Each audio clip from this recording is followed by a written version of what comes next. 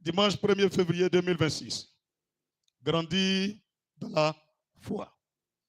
Grandir dans la foi. Grandir dans la foi. Alléluia. Alléluia. Dis tout ce que Dieu fait, il y a des niveaux. Tout ce que Dieu fait là, il y a des niveaux. On ne peut jamais être nous tous au même niveau. C'est pourquoi pose-toi la question. Pourquoi il y a des quartiers qui portent envie et il y a des quartiers qui portent le dégoût, où tu n'as même pas envie d'habiter là-bas. Ce n'est pas le même niveau. C'est comme ça même la vie est, et c'est comme ça même au ciel. Même au ciel. Jésus dit, il faut que je parte, vous faites quoi? Des demeures. Il y a des demeures d'honneur. Tu ne savais pas ça? Au paradis, ce n'est pas la même maison pour nous tous. Il y a des maisons. J'ai demandé au Seigneur donc, il y a des gens qui seront tout près de toi. Il dit oui. Ce n'est pas forcément des anges qui sont près de moi. Hein. Chacun aura sa maison. Et il dit, là où se trouve ton cœur, c'est là où se trouve ta demeure. Il parlait de notre argent, notre trésor. Tout ce que nous apportons dans la maison du Seigneur, là, que tu sois pauvre, que tu sois riche, c'est en train de bâtir ta maison. Et je vais prêcher ça. Les demeures des cieux. Tout ce que vous voyez sur la terre ici, c'est l'image du ciel qui est représentée ici. C'est l'image. Qui a dit à Moïse de construire un temple? De faire l'âge. C'est lui qui lui a montré le plan, non? Qui est venu dire à David que ton fils va me bâtir un temple? C'est Dieu. Qui a expliqué comment le temple devrait être construit? Même les longueurs, les dimensions. C'est le meilleur architecte. Au paradis, il n'a rien fait pour lui-même. Il n'a rien fait pour lui-même. Donc sur la terre, on vit, mais on ne sait pas au ciel, il y a maison. J'ai demandé aux gens, mais ils disent non. Ils disent, ah, il y a place. Il y a des gens, quand ils vont aller au ciel, leur maison ne va pas pu mettre la toiture. Quand il va rentrer un jour dans les détails, il sait que tu vas crier. Tout à l'heure, il a pris pour les pères et puis les maîtres, il a étonné, non? Pourtant, c'est la vérité. À ton avis, depuis que tu viens à l'église, tu n'as jamais donné 10 offrandes. Tu n'as jamais payé brique. Un morceau de savon, une chaise, tu n'as jamais payé. C'est vrai, tu vas aller au paradis. Quand tu arrives là, lui qui a donné terrain, puis on a construit là, vous deux là, vous voulez dormir dans la même maison. Il faut réfléchir. Il faut réfléchir toi-même. Il faut réfléchir encore. Nous, on sait. C'est pourquoi souvent tu vois, on vide nos poches. Tu vois, tout le monde meurt. On les enterre, ils pourrissent dans la terre. Mais il vient, il dit, Enoch, toi, tu ne mérites pas de pourrir. Il prend son enveloppe, tout le corps, les yeux, les oreilles, avec chaussures et puis habits. Directement, Dieu le fait rentrer au paradis. Ce n'est pas au hasard. Pourquoi les autres pourrissent? Moïse, il est mort. Les anges sont venus prendre son corps pour envoyer au paradis. Les démons aussi sont venus lutter le corps. Mais les anges ont été plus forts, ils sont battus le corps de Moïse au paradis. Pourquoi ils sont battus le corps de Moïse au paradis? Et les autres prophètes, là, ils meurent, ils pourrissent. Il y a un niveau, hein? La vie qu'elle a là, il y a un niveau, hein? Ou bien Dieu les bête. Non, moi j'aime Jésus, on est chrétien. Tu es qui même? On n'est pas même chose. Si on était la même chose, pourquoi l'autre il est lépreux, l'autre n'est pas lépreux? Pourtant on est venus tous à l'église. Pourquoi l'autre son miracle en un jour Dieu fait, toi ça fait 15 ans tu ne gagnes pas? On est la même chose. On n'est pas la même chose. Souvent tu mets c'est par orgueil, c'est pas qu'on n'est pas la même chose. Dieu appelle certains prunelles de ses yeux. Prunelles là, quand tu ouvres tes yeux là, au milieu là, il y a un noir. Si tu regardes bien, il y a un marron dedans. Et ça on dit prunelle là. Quand quelque chose fait tomber dedans, les yeux se ferment. Donc prunelles là, ce sont les cœurs de Dieu. C'est bébé chéri. On ne les touche pas. Mais il y a les gens, ils sont les auteurs de Dieu. D'autres sont les doigts de Dieu. D'autres sont les cheveux de Dieu. D'autres sont les fesses de Dieu. D'autres sont les genoux. D'autres même sont poussés à Jésus. Chacun à son niveau. Les anges là, ils disent ce sont ces messagers. Ce ne sont pas ces prunelles. Hein. Qu'est-ce que tu as fait et puis Dieu va te mettre ici? Tout quelqu'un faut dire réfléchir. Je vais te montrer un meilleur canal aujourd'hui. Quelqu'un dit avec moi, grandis dans la foi. Plus fort, grandis dans la foi. Autant de fois tu viens dimanche. Tu participes à toutes les croisades, les veillées, les séminaires. Tu achètes les Bibles. Mais tu ne grandis pas dans la foi. Ton niveau en tant que chrétien ne va pas aussi évoluer. La foi qu'elle a là, on grandit dedans. À l'école, tu as toujours 10 de moyenne. Toujours 10, 50. Tu n'es jamais arrivé même à 14. Quand on fait classement là, c'est toi, on va dire que tu es premier. C'est comme ça que Dieu nous classe. Le classement de Dieu se fait par la foi. Ce que je suis en train de prêcher là, c'est ça que Dieu regarde pour nous classer. Même pour rentrer au paradis, il dit c'est par la foi vous êtes sauvés. Donc il y a un niveau de foi. Mais toutes les fois là vont au paradis. Hein. Mais il y a un niveau. Il y a un niveau. C'est de ça qu'on va parler aujourd'hui. Toi, tu as quel niveau? Alléluia. Donc je te conseille avant de rentrer dedans, il faut grandir. Depuis ton premier jour à l'église, c'est le même niveau de foi. Tu ne changes pas. Tu ne changes pas. Tu n'évolues pas. Rien ne change. S'il te plaît, on est au 1er février 2026. Il faut grandir un peu. Quand tu grandis dans la foi, les opportunités aussi augmentent. Les fruits augmentent. Les grâces augmentent. Les faveurs augmentent. Les bénédictions augmentent. L'onction aussi augmente. Les miracles se multiplient. Les témoignages augmentent. Tant que tu es au même niveau, ça ne va pas augmenter. On dit, ayez la foi. Mais aujourd'hui, je te dis, grandis dans la foi. Il faut grandir. Un enfant qui est né, depuis 20 ans, il fait 4 pattes. Et puis un enfant, à 20 ans, il construit une maison, il marche, il voyage partout. Les 2 enfants-là, c'est qui tu vas aimer? Il y a les chrétiens depuis là, ils sont à 4 pattes. D'autres, ils sont assis. Ils ne marchent même pas encore.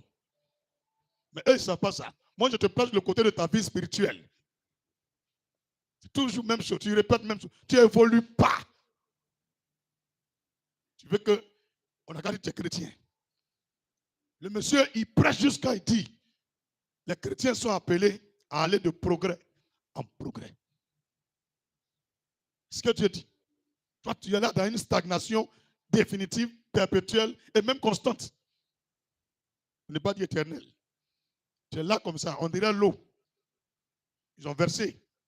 Tu rentres là, quand tu rentres là, tu finis là. Tu ne bouges pas. Ce n'est pas bon. Il faut grandir. Donc, on va aller à l'avant. Dis allons à l'avant. On peut progresser? On peut progresser? En grand 1, je vais vous parler des ennemis de la foi. Grand 1, ennemis de la foi. S à la fin de ennemi. Ennemis de la foi. La vie chrétienne est une vie de foi. Donc, ce que je vais te citer là, ils sont les ennemis des chrétiens. Ennemis de la foi. Sachez qu'il est possible que la foi en nous grandisse ou pas. Il est vraiment possible. Ça peut grandir ou pas. Même ça peut diminuer. Il y a des gens qui perdent la foi. Alléluia. Luc chapitre 8, verset 4 au verset 15. Luc chapitre 8, verset 4 au verset 15. Luc chapitre 8, verset 4 au verset 15. Il fait la lecture. Une grande foule s'étant assemblée et des gens étant venus de diverses villes auprès de lui. Il dit cette parabole. Verset 5, Luc 8. Un semeur sortit pour semer sa semence. Comme il semait, une partie de la semence tomba le long du chemin, sur la route. Et elle fut foulée aux pieds. Les gens qui marchaient ont tapé ça à leurs pieds, ils ont jeté. Et les oiseaux du ciel la mangèrent. Une autre partie tomba sur le roc, sur les cailloux. Quand elle fut levée, elle sécha, parce qu'elle n'avait point d'humidité. Il n'y avait pas l'eau qui pouvait rentrer dans les cailloux pour que la semence va pousser. Elle devenait sec. Verset 7. Une autre partie tomba au milieu des épines. Vous voyez les forêts denses là. Ceux qui sont déjà partis au village, où il y a des lianes, des cordes, c'est touffu là. C'est en bas, d'autres semences sont parties tomber. Les épines crurent avec elle et l'étouffèrent. Une autre partie tomba dans la bonne terre. Quand elle fut levée, elle donna du fruit au centuple. Dans la bonne terre, un seul grain donnait 100. Après avoir ainsi parlé, Jésus dit à haute voix que celui qui a des oreilles pour entendre, entendre. Ses disciples lui demandèrent ce que signifiait cette parabole. Il répondit, il vous a été donné de connaître les mystères du royaume de Dieu. Mais pour les autres, cela ne leur est dit en parabole. Cela leur est dit en parabole. Afin qu'en voyant, ils ne voient point. Qu'en entendant, ils ne comprennent point. Avant de continuer, que tu sois dans telle église, une autre église, les chrétiens que vous voyez que nous sommes là, ceux qui sont appelés à aller au paradis là, Dieu leur envoie auprès d'un prophète ou un pasteur, un père dans la foi. Quand il leur enseigne, ils comprennent. C'est ceux qui vont aller au paradis. Mais quelqu'un qui enseigne, tu ne comprends jamais. Ce n'est pas ton père. Quand ton papa, ton vrai papa te parle là, tu comprends. Mais si ce n'est pas ton papa là, ça ne rentre pas. Il t'énerve même. Donc, il faut remarquer. C'est où tu pries, c'est quel pasteur tu écoutes et puis tu comprends les choses de Dieu. C'est ton père qui est là. Et quand Jésus dit, mes vrais brebis là, mes enfants, quand ils entendent ma voix, ils écoutent et puis ils viennent. Ceux qui ne sont pas mes enfants, ils disent, oh, il n'a qu'à se là-bas. Gloire à Jésus. Verset 11. Voici ce que signifie cette parabole. La semence, c'est la parole de Dieu. Ceux qui sont le long du chemin, ce sont ceux qui entendent, puis le diable vient et enlève de leur cœur la parole, de peur qu'ils ne croient et soient sauvés. Vous voyez, le diable, on ne le voit pas. Jésus dit quand on prêche, la parole que nous disons là, c'est ça qu'on appelle semence. Chaque dimanche, chaque jour que je prêche là, c'est comme je sème en vous la parole qui provoque la foi qui donne les miracles. Si tu remarques que tu ne gagnes pas miracle là, le Seigneur dit, toi tu es le long du chemin. Quand on finit de prêcher là, il y a les gens qui se montrent te dire les choses et puis tu ne crois plus à ça. Et puis ce qu'ils te disent là ou ce que tu écoutes là, ça enlève ce que tu as reçu. Donc toi, tu es le long du chemin. Il y a des chrétiens comme ça. Ça fait un. On peut continuer. Est-ce qu'on peut continuer? Verset 13. Ceux qui sont sur le roc, ce sont ceux qui, lorsqu'ils entendent la parole, la reçoivent avec joie. Mais ils n'ont point de racines. Ils croient pour un temps et ils succombent au moment de la tentation. C'est des gens, eux, ils se découragent vite. Ce qu'on dit, c'est tomber sur caillou là. C'est des personnes, quand il y a un problème net, il est découragé, il ne croit plus, il cherche solution ailleurs. Il est là, il parle de Jésus, il est content. Tout ce qu'on dit, je comprends. Mais une fois qu'il y a une tribulation, un problème, une opposition, persécute net, il abandonne la foi. Ça, c'est les gens qu'on dit, on les appelle cailloux là. Alléluia. Verset 14. Ce qui est tombé parmi les épines, ce sont ceux qui, ayant entendu la parole, s'en vont et la laissant étouffée par les soucis, les richesses et les plaisirs de la vie. Ils ne portent point de fruits qui viennent à maturité. Donc, la troisième catégorie, eux, ils sont tombés dans les épines. Les endroits qui sont touffus là, c'est là-bas, eux, ils sont. Qui sont ces personnes? Jésus dit, c'est les gens qui aiment les plaisirs, maquillage, les faux cils, les faux ongles, la mode, le style, le monde, les œuvres de la chair, les grêlis, la pornographie, la masturbation. C'est eux. Quand on finit de prêcher là, quand ils s'en vont faire ça net, tout ce que Dieu a mis là, ça quitte. Donc, les trois catégories là, je sais que chacun n'a pour lui déjà. Il y en a. Lui, il croit, hein, mais il est de l'autre côté là-bas. Honnêtement, regarde ton frère, il faut dire, tu connais où tu es. Il faut lui dire, tu connais où tu es. C'est le genre de cœur que nous possédons qui fait grandir notre foi. À partir de Luc chapitre 8, verset 4 au verset 15. Je n'ai pas encore lu 15. Hein. Mais ça pour vous dire que c'est le genre de cœur qu'un homme a. C'est ça qui fait grandir sa foi. C'est l'état de ton cœur qui fait grandir ta foi. Ou qui amène ta foi à stagner ou à disparaître. Donc le problème, ton miracle tu cherches, c'est ton cœur. Ce n'est pas quelqu'un d'autre. Quand tu te lèves et puis tu chercher les femmes des gens là, pasteur est là-bas. Le Seigneur dit, toi tu es dans les endroits touffus et tu veux un miracle. Alors que le Seigneur dit, un homme qui a la foi qui fait ça, la foi ne porte pas fruit à maturité. Aïe, il faut changer. C'est Jésus qui a parlé ça. Terminons le verset 15. Ceux qui sont tombés dans la bonne terre, ce sont ceux qui, ayant entendu la parole avec un cœur honnête, ils sont honnêtes, ils ne mentent pas, ils ne trompent pas. Et bon, leur cœur est bon. La parole, non, la retiennent et porte du fruit avec persévérance. Retiens le mot persévérance. Il voit miracle. Il ne voit pas miracle. Il espère. Il persévère. Il continue de croire. C'est lui là, on dit, il est bonne terre. Lui, il ne ment pas, il ne trompe pas. Il ne cherche pas à séduire. Il ne cherche pas à bouger des gens. Quand il fait les choses, ce n'est pas les gens qui regardent. C'est Dieu qui regarde. C'est lui là, on dit, sa foi va grandir. Donc les trois là, c'est Doi, Poto. Dans les quatre là, toi, tu es où? Demande à ton frère, tu es où? Il a répondu ou il n'a pas répondu? Alléluia. Dis allons dans le Réma. Dans le Réma de l'esprit, tout à l'heure ce qu'il a parlé, ce sont les versets, hein? Mais ce sont les ennemis de la 1. Premier ennemi de la foi. Que le long du chemin, c'est-à-dire j'ai interprété ce qui est écrit et je rentre maintenant, quand je lis la révélation cachée que Dieu me donne pour ton éclaircissement au même niveau. 1. Que le long du chemin. C'est ceux qui ne font pas attention. C'est des gens, ils ne font pas attention. Eux, ils négligent tout. Ils négligent tout. Si tu fais attention aux gens, tu vas connaître les gens. Si tu fais attention aux paroles que quelqu'un dit, tu vas le connaître. Eux, ils négligent tout. Ils minimisent tout. Même s'il a placé quelque chose ici, il allait se coucher, il vient se déplacer, il ne fait pas attention. À partir d'aujourd'hui, change ta manière de faire les choses. Prends tout au sérieux. Même si quelqu'un t'arrête avec moi, prends au sérieux. Ce n'est pas un musulman. On va t'as compris? On ne pourra jamais t'avoir. C'est ceux qui ne font pas attention. Ils viennent voir ce qui se passe à l'église. Ce sont des chercheurs de miracles. Il faut écrire ça. Abraham dit le long du chemin, il cherche miracle. Tout le reste là, il ne prend pas attention. C'est son miracle qu'il cherche. Tu as compris maintenant? C'est son miracle qu'il cherche. Lui, il n'est pas. Tu es en train de parler, tout le monde dit ouais, amen, amen. Il fait quoi même? Il va prier pour moi. C'est lui là. Il peut gagner la foi. Il peut gagner un miracle là. Donc, tous ceux qui vont à l'église pour chercher un miracle, ils ne grandissent pas dans la foi. C'est bien compris? C'est bien compris? C'est des hommes sans espérance. 2. Je te donne la révélation claire. 2. Les cœurs de pierre, c'est-à-dire le roc. 2. Les cœurs de pierre, c'est-à-dire le roc.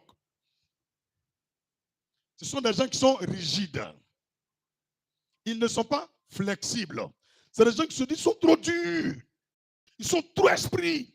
On ne joue pas à l'esprit, ils sont trop intelligents. Non, lui veut travailler dans ma tête. Il veut me manipuler. Non, ça ne prend pas à moi. Du courage. Ça là, ça ne donne pas foi. C'est des gens qui ne sont pas flexibles. Ils sont très, très rigides. Ils ont déjà pris la décision avant de venir à l'église. Quand tu es en train de prêcher là, lui, il sait ce qu'il y a dans son cœur. Tout ce que tu dis là, il s'en fout de ça. Alléluia. Quel que soit ce que tu vas faire, son cœur est déjà fermé. Son cœur est déjà fermé. Quel que soit le miracle qu'il va voir, son cœur est déjà fermé. Il a déjà une idée arrêtée. Alléluia. En vérité, ce sont des gens faibles. Tous ceux qui se jouent au-dessus, là, c'est les plus faibles. Demandez aux femmes, elles vont vous dire. Petit et René Imougou. Vous te dites, tchatché, moi. Fais petit. Ouverture. Ça se lève en même temps. C'est le pas flotteur. Il faut dire, voilà ça. Elle est là, elle porte boubou, en haut jusqu'en bas, elle fait un coup, même tête. Tu dis, ouais, qu'on est trop rigide. Fais petit quoi? Elle est enceinte. On dit prophète, chicote. Tu as compris maintenant? Mon père, tu as compris maintenant? Doi. Il y en a ici. D'abord, ri, papa. Je ne sais rien. Faut quitter moi. Mais vous êtes des. Il suffit de donner un verre de bière bien glacé. Il commence. Le Seigneur a transformé l'eau en vin. Il boit propre. Au fait, c'est des gens, ils tchatchent. Deuxième catégorie, c'est les tchatcheurs. Ils n'ont pas une bonne fondation. Luc 8, verset 13. On les provoque facilement. Et puis ils oublient vite. On les provoque facilement. On connaît la faiblesse. Donc il suffit de toucher net, ils s'enflamment. La fille là, elle connaît sa faiblesse. Il suffit de toucher là-bas net, c'est fini. Tout ce qu'il dit là, c'est Doi. Donc en vérité, c'est les plus faibles de l'église. La plupart des gens qui se jouent au-dessus là, c'est les Toiman. On me dit, le prophète donne le réma. Troisième cœur, cœur épineux. Le cœur d'épine. Tu vas voir c'est qui? Cœur épineux. C'est des gens charnels. Ils sont charnels.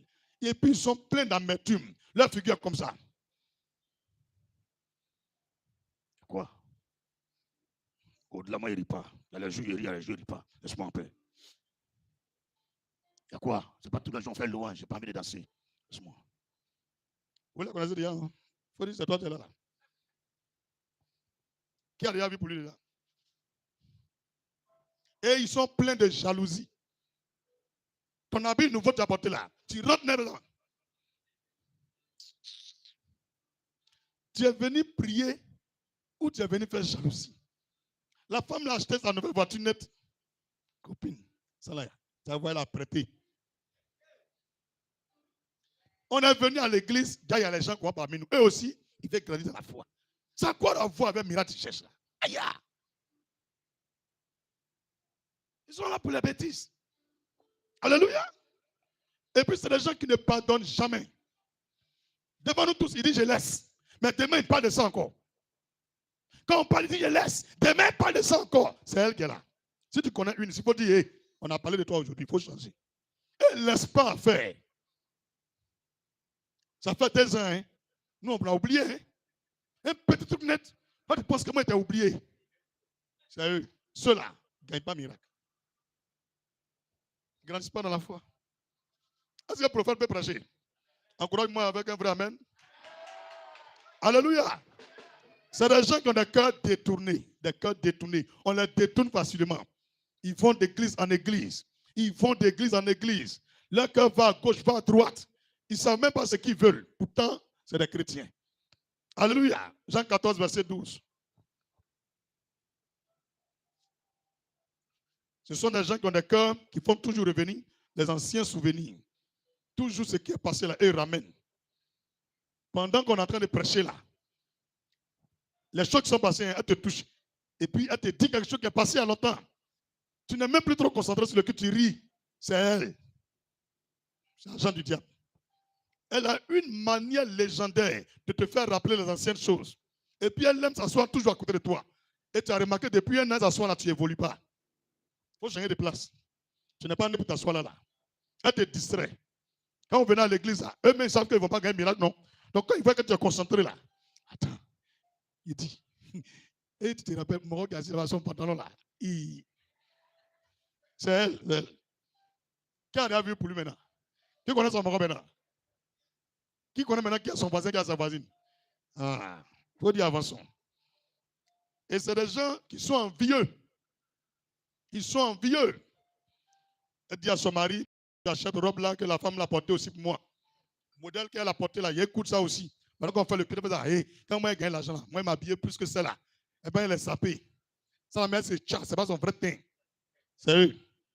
On est venu à l'église, hein, et c'est pendant qu'on prêche là, hein, elle fait tous ces discours-là, jusqu'à un moment où tu te rends compte, on dit passage la semaine. Hé, change de place. Il faut venir dans mon bureau, viens dire qui fait ça toujours. C'est ça, on va les mettre. On va créer la place ici. Ils sont assis devant moi. Ils vont m'affairer moi aussi. Et ça, quand tu m'as d'autres diables pour eux. Marc chapitre 4, verset 7. Proverbe 4, verset 23. Proverbe 4, verset 23. Grand 2. Donc, tu as compris la révélation des différents terres là. Bonne terre là, il n'est pas bien t'expliquer. Ou bien, on t'a expliqué. J'espère, bien fait exprès de te montrer les ennemis de la foi. Ou bien, voilà, maintenant, grand 2. Les amis de la foi. Ça veut dire le verset 15 là, qu'on appelle bonne terre là. Lui, il a sa révélation. Ça, on va rentrer dedans maintenant. Grand 2. Les amis de la foi. Donc, avant de parler des amis de la foi, qui a compris ce qui empêche les chrétiens de grandir dans la foi? Qui a compris? C'est la futilité là. Hein? La futilité, les choses inutiles, sans importance. C'est ça. Tous les jours, elle fait la même chose. Même thème là, elle oublie à la fin du culte. Quand on fait Somme 21, on a prêché quoi? Et au-delà, l'esprit de Python, ils ont chassé des. Est-ce qu'elle se rappelle? Le texte de base, c'était quel verset? Elle ne connaît jamais. Et le prophète a porté habit noir aujourd'hui. C'est tout ce qu'elle retient. Ceux-là, ils ne grandissent jamais. Grand 2. Les amis de la foi. Un, la méditation. La bonne terre, là, c'est les gens qui méditent. Quand l'homme de Dieu est en train de prêcher, les versets, il entend là. Il réfléchit sur les versets. Il essaie d'imaginer les choses là. C'est lui-là qui grandit dans la foi. Tu as compris? Quand il entend un verset, il essaie de voir ça dans son esprit. Et pendant tout le temps du culte, c'est à ces choses-là qu'il réfléchit. Lui-là, il grandit. Alléluia. Pensez avec la parole de Dieu. Ésaïe 1, verset 18. 1 Corinthiens 3, verset 16. Ésaïe 41, verset 21. Vous avez la capacité de mémoriser et de vous souvenir et de garder les infos. Raisonnez selon les Écritures, selon la prédication. Réfléchissez sur les choses que nous prêchons. C'est ça aussi la méditation. La méditation est une forme de raisonnement en nous-mêmes qui nous conduit à une conviction. La méditation est une forme de raisonnement à l'intérieur de nous-mêmes. Pas envers les gens, hein, à l'intérieur de toi-même. Tu t'argumentes en toi-même, tu raisonnes en toi-même sur ce que l'homme de Dieu est en train de prêcher. Et ça te conduit à une conviction. Tu es convaincu que c'est ça. À l'instant de ta réflexion, sache que tu as trouvé la mère de la foi. Et te montre des grands secrets. Je ne répète pas trop. La conviction amène dans le domaine de la décision. La conviction amène toujours dans le domaine de la décision. Une personne qui a la conviction et qui est convaincue de quelque chose prend toujours une décision. Mais ceux qui n'ont pas encore atteint le niveau de conviction, ils pataugent, ils hésitent. Donc la méditation va tout entraîner à un raisonnement, à une réflexion, à une pensée profonde. Et dans cette pensée, le Seigneur dit à tes résolutions répondra le succès. Donc qu'est-ce qu'il va faire? En pensant jusqu'à... Tu seras convaincu. Peu importe ce que tu es convaincu. Et dans cette conviction, dans ton cœur, tu prends une décision. Et cette décision que tu prends, c'est ça qui te donne la réussite et le succès, le miracle et la guérison. Il te montre encore les profondeurs. Alléluia. On a l'exemple du fils prodige. Vous avez remarqué, il a commencé à se rappeler de la parole de Dieu, des choses que Dieu dit. Et il a réfléchi, il a commencé à raisonner en lui-même. Après, il a pris la décision, il dit, je vais retourner chez mon père. Et c'était la bonne décision. Quand il est revenu, il a repris position, il a gagné encore une demeure, il vivait comme un roi. Mais si tu n'as pas la conviction, tu ne prendras pas de décision. Donc, pour qu'on ait la conviction, il faut méditer, il faut réfléchir, il faut raisonner en soi-même. Alléluia. 2. Donc, premier ami de la foi, c'est quoi? Deuxième ami, la confession et la déclaration. La confession et la déclaration. Jean 3, verset 8. Genèse 1, verset 1 à 38. Vous avez tout Genèse 1, verset 1 au verset 38. Tout ce que Dieu a créé, il ne faisait que déclarer. Il disait les choses, il confessait les choses. Il disait, donc si tu es la bonne terre, tu ne dois pas être un chrétien, il entend les versets et puis il ne les dit pas. Il ne déclare pas. Tu es en train de souffrir, tu attends prière de quelqu'un. Non, mais déclare que tu es guéri. Alléluia. Donc, la plupart des gens qui sont à la bonne terre, c'est des gens qui croient en la parole de Dieu et puis ils appliquent ça sur eux-mêmes. Devant la situation, ils appliquent. Même sa fille est malade, elle dit, je déclare que la maladie te libère. Mais l'autre là, elle hésite. Attends, il faut voir quelle pharmacie qui a deux gardes. Vous avez la différence, non? Comment ça faut grandir? L'autre là, elle pratique. Donc, dans la bonne terre là, on confesse et on déclare. Et je vais vous donner l'exemple de Genèse 1, verset 1 à 38. Tout ce que Dieu a fait, il ne faisait que déclarer les choses. Prophétiser, déclarer. Tu n'as jamais vu une partie où il priait. Il dit que la lumière soit. La déclaration. Éphésiens 5, verset 1. Luc 21, verset 7. 3. Parmi les amis de la foi, il faut marcher par la foi. Il faut marcher par la foi. Jean 2, verset 17 au verset 23. Je vais lire Jean 2, verset 17 au verset 23. Troisième ami de la foi, il faut marcher par la foi. Jean chapitre 2, verset 17 au verset 23. Il fait la lecture. Ses disciples se souviennent qu'il est écrit, le zèle de ta maison me dévore. Les Juifs, prenant la parole, lui disent, quel miracle nous montres-tu pour agir de la sorte? Jésus leur répondit, détruisez ce temps et en 3 jours, je le relèverai. Les Juifs disent, il a fallu 46 ans pour bâtir ce temple et toi, en 3 jours, tu le relèveras? Mais il parlait du temple de son corps. C'est pourquoi lorsqu'il fut ressuscité des morts, ses disciples se souvinrent qu'il avait dit cela et qu'ils crurent à l'écriture et à la parole que Jésus avait dite. Alléluia. Verset 23. Pendant que Jésus était à Jérusalem, à la fête de Pâques, plusieurs crurent en son nom, voyant les miracles qu'il faisait. Donc vous voyez, un homme qui marche par la foi amène les gens à se convertir. Un temple, il dit, vous pouvez détruire ça. En 3 jours, je relève. Donc un homme qui a la bonne terre, c'est quelqu'un qui n'a pas peur. On dit, on va te tuer. Il dit, tuez-moi, le Seigneur me fera vivre encore. En fait, tu n'as pas peur. Mais à l'instant où tu doutes, si on me tue, est-ce qu'elle pourra me lever? C'est fini. Ce n'est pas la bonne terre. La bonne terre n'a peur de rien. Il ne limite pas Dieu. Tout ce qui vient à toi, il accueille ça. Il ne fuit rien. Il amortit tout et puis continue. Il place tout sur la capacité de Dieu. Il pense que Dieu va toujours être avec lui. Ça, c'est la bonne terre. Quand on te défie, il ne fuit pas. On dit, toi, on va te couper le pied aujourd'hui. Comme Daniel. Mais il n'a pas fui. Vous voyez? La bonne terre, c'est les gens, ils n'hésitent pas, ils n'ont pas peur. Les épreuves arrivent. Ils traversent les épreuves. Néhémie, tu as compris? Il y a vu des pasteurs, ils donnent prophétie. Il dit, Dieu leur a parlé. Dieu qui est créateur là. Et puis ils viennent s'excuser. Ceux-là, on doit les mettre en prison. Ce n'est pas Dieu qui leur a parlé. Quoi? Mon petit, cheveux qui poussent ma tête là. Un jour, j'ai pris l'âme. J'ai tracé un peu pour voir en bas. Il était petit, hein? Il n'a pas vu Paul en bas. Il dit, mais ça quitte où Paul?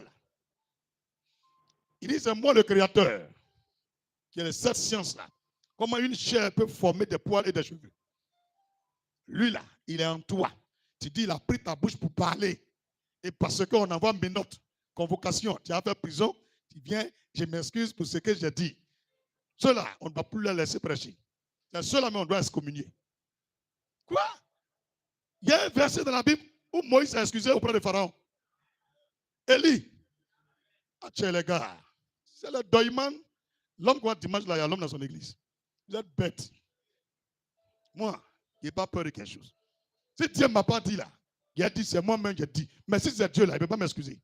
Quoi? Donc, vous venez nous mentir quoi? Vous ne savez pas que quand tu es prophète là, tu es ennemi d'État. Vous ne savez pas ça? C'est le prophète qui parle au président. C'est le prophète qui parle au peuple. C'est le prophète qui parle aux autorités. Moïse a quitté dans le désert. Il n'a même pas un cheval. Il dit, il va voir Pharaon. On dit, toi? Il dit, oui. C'est l'onction qui fait ça. L'onction se mesure à l'autorité. On n'a pas d'onction. Onction, c'est ce que j'avais dit.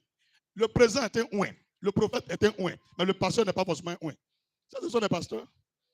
Un pasteur est un peureux. C'est pourquoi eux, là, on les garde sur le temple. Et puis, on s'en va ouvrir autre église. Les pasteurs, là, c'est les peureux. Faut dire, ça veut dire quoi? Prophète et puis pasteur, c'est pas la même chose. Hein? Pasteur, là, voilà comment il marche. Shalom, ça va les enfants? Seigneur vous bénisse. Non, ce n'est pas un péché, le Seigneur avec toi. Ce n'est pas ça, il regarde, c'est ton cœur, il regarde. Le prophète dit, hé, arrête ça. Si tu continues, le Seigneur va te frapper. Ce n'est pas le même langage. Tu as compris maintenant? Tu es arrivé chez un prophète, ici là, ce n'est pas pasteur. Quand tu m'appelles pasteur, il répond pas, tu es ignorant. Si tu ne crois pas, viens essayer. Quelqu'un va écrire quelque chose, on met dans l'enveloppe. Et puis on envoie la RTI. Tous les prophètes de Côte d'Ivoire, regardez ce qu'ils ont écrit. Vous allez voir. 90% de tous vos prophètes seront disqualifiés. C'est les vrais qui vont voir ce qu'il y a dedans. Moi, il y a déjà fait ça ici. Hein. Si les fois, toujours qu'on accute là, il dit, Dieu dit, il dit aujourd'hui là. On va savoir qui parle de la part de Dieu. Écrivez quelque chose, mettez dans l'enveloppe. Nous tous, on a qu'à trouver ce qu'il y a dedans. Poteau. Des pitons comme ça. Vous me connaissez bien. Vos mamans sorcières là. On va venir ici. Vous savez pas à qui vous avez affaire. Hein? Dorcas. Il faut dire à Dorcas, on a fait veiller, tu étais où? Il faut dire, tu étais où? Et bien, c'est caché. Il faut te réveiller, hein, tu dors trop. Alléluia. Alléluia.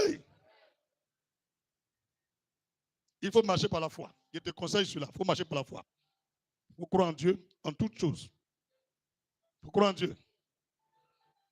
Le Seigneur dit à quelqu'un qui a tout chez lui, quitte la maison de ton père. Quitte la maison de ta mère. Quitte ton pays, ta patrie. Il t'envoie dans un pays lointain que tu n'as jamais vu, tu ne connais pas. Et là-bas, là, tes enfants et leurs enfants vont devenir propriétaires de la terre. Là. Et ça, vous appelez Israël. Là.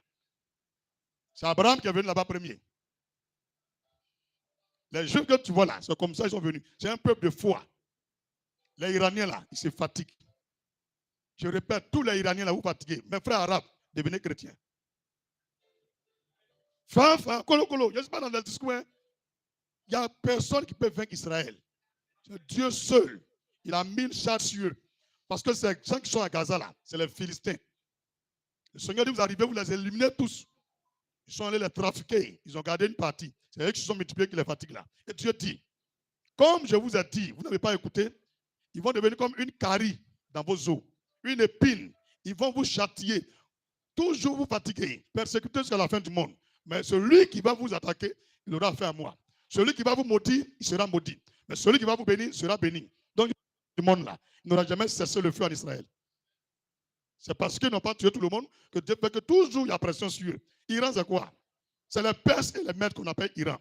La reine Adassa, la jeune fille qui a marié le roi là, qu'on appelle Esther Adassa là, pays où elle est partie, elle est devenue reine là. C'est eux qu'on appelle Iran là. Mais pour ne pas que les gens connaissent la vérité, que la Bible est vraie là, ils sont allés changer de nom. On les appelle les Perses et les Mèdes, c'est les idolâtres, c'est des assassins. Donc ils sont jaloux des États-Unis parce qu'ils ont fait alliance éternelle avec Israël. Que lui qui touche Israël, touche les États-Unis. Donc pour eux, on va éliminer Israël. Quand ils s'éliminent les États-Unis mettent sur la tête, boum. Donc quand tu vois aussi, on a fait alliance. Le fou est parti faire alliance. Donc on a qu'à dire à notre président, si quelqu'un touche Israël, on peut envoyer aussi contingent là-bas. Ou bien, la Côte d'Ivoire est un bon pays. Où il y a la vie, c'est là-bas où on va. Mais je vois les gens commencent à partir beaucoup en Arabie Saoudite. Ce n'est pas là-bas où vous pouvez partir. C'est celui qui est à Yamsoukro là. Ce n'est pas l'Arabie Saoudite qui a donné l'argent. Non, c'est nous, mais notre argent. On a fait ça pour montrer que votre Dieu là, nous on l'aime. Ça, on a construit ça là. C'est un symbole de l'alliance aussi. Que ça, c'est la plus grande basilique du monde. La Côte d'Ivoire est un pays très très riche. Il y a des gros voleurs en haut, mais bientôt ils vont tomber. Faut dire, ils vont tomber. J'ai dit le nom de quelqu'un, mais ça les fait mal. Dis prophète Chicotte. Quatrième ami de la foi, la réjouissance. Quatrième ami de la foi, la réjouissance. Si tu veux que ta foi grandisse, tu ne dois jamais être triste, toujours être joyeux. Si toujours tu es content, ta foi grandit. La terre où la foi prend forme, où on a la haine, on est aigri, on a l'anxiété, la foi tarit, la foi disparaît. La réjouissance est un visage facile d'accès. Facile d'accès. Un visage tranquille, plein de douceur, souriant, ça va? Oui, ça va, frère, sois béni. Alléluia. Mais quoi? Il y a les gens qui chantent jamais. Même à l'église. Dis même à l'église. Ils sont tous comme ça. Amen. Amen. On dit, on chante chanson, mais je suis dans la joie. Fais-moi. Même dans ça. Dis, on ne sait pas pour quand. On ne sait pas mine quand on veut grandir dans la foi. Alléluia. Alléluia. La foi et l'abattement ne vont pas ensemble. Quelqu'un qui est abattu, qui est découragé, la foi ne peut jamais grandir. Donc la foi et l'abattement ne vont pas ensemble. En parenthèse, la dépression, le chagrin, et puis la foi ne vont pas ensemble.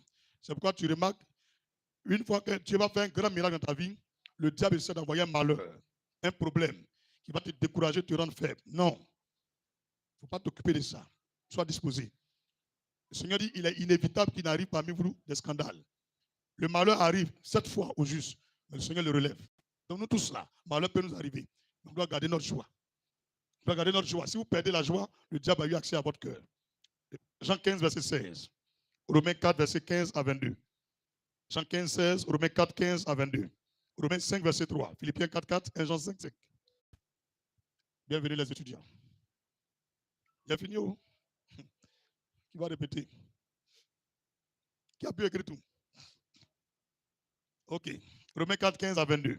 Romains 5, verset 3. Philippiens 4, 4. 1 Jean 5, verset 5. Grand 3. Grand 3. Les preuves évidentes de la foi. Les preuves évidentes de la foi. Grand 3. Les preuves évidentes de la foi. Jean verset 48. Jean chapitre 4, verset 48. Jésus lui dit, si vous ne voyez des miracles et des prodiges, Vous ne croyez point. Touche quelqu'un, il faut dire ça. Jésus qui a dit ça. Donc, la foi là doit avoir des preuves. Ah, je te dis cette partie-là, c'est très important. Il t'a montré les 4 terres. Dans les 4 terres, il y a une terre qui a 4 principes qui sont ses amis.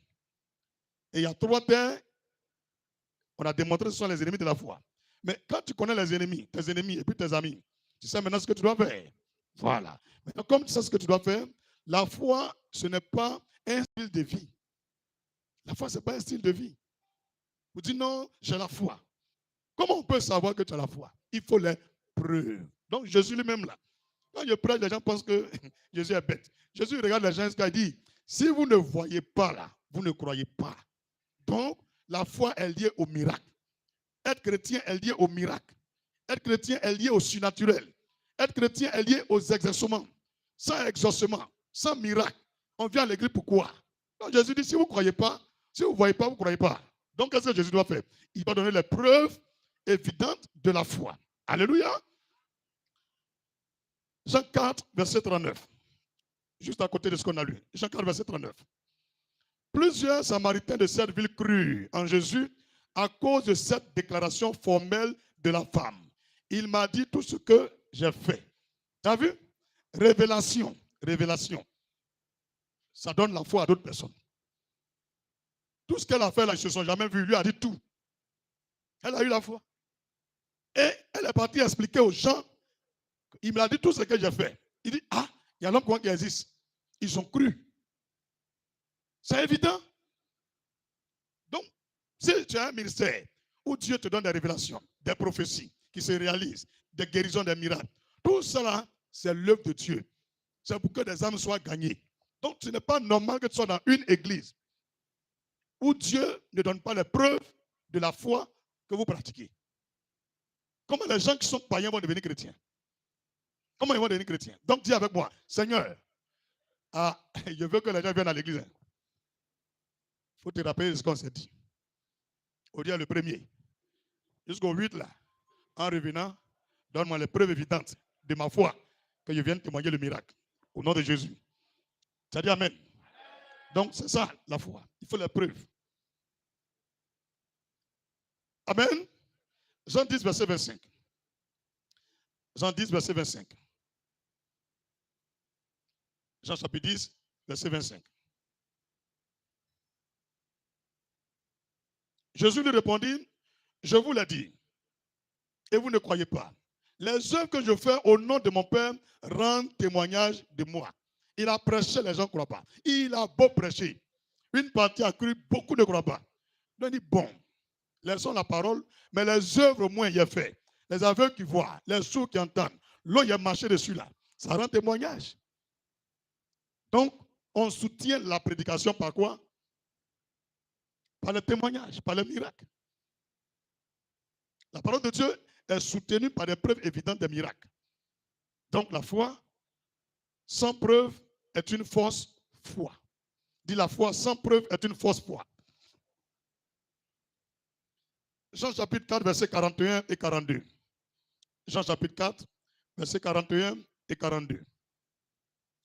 Jean chapitre 4, versets 41 et 42.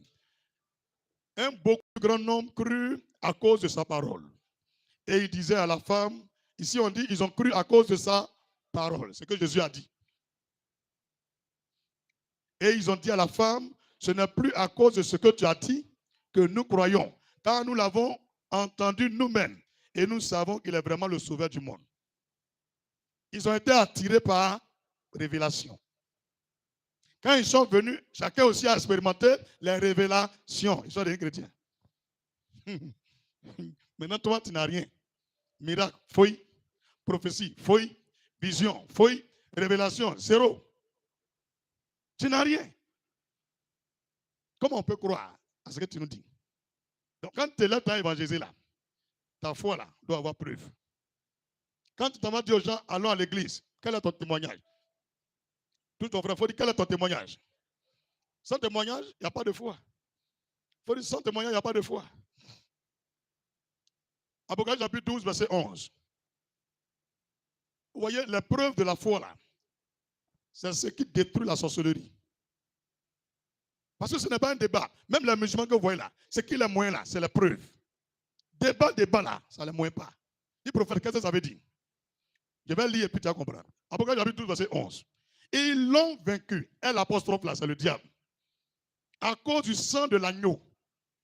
Donc la croix de Jésus, sa crucifixion, a donné 50% de victoire aux chrétiens.